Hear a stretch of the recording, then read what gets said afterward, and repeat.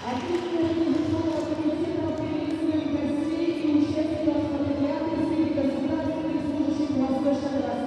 области.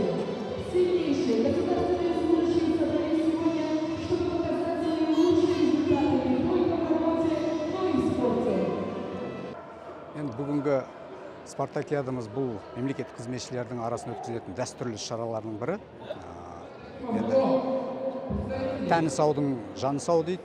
Сондықтан бұл мемлекеттік қызметшілердің арасында осы денсаулыққа көңіл бөліп тұру, сол арқылы халықтың арасында да насихаттауға үлкен септігін тигізеді осы бұқаралық спортта. Бүгін осы облысымыздағы мемлекеттік қызметшілердің басын қосып, осы облыстық спартакиадамызды өткізгелі отырмыз.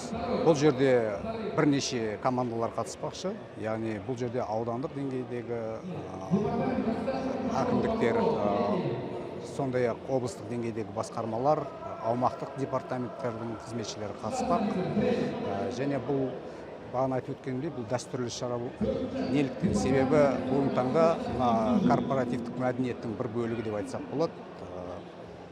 Себебі мына спортқа жақын адам, жалпы дене шынықтыруға, өзінің денсаулығына қарайтын адам, бұл былайша айтқанда тәртіпке бейім келген адамдар болады. Сондықтан осы тұрғыда мемлекеттік қызметшілердің арасында осындай спорттық шараларды біз маңызды деп санаймыз.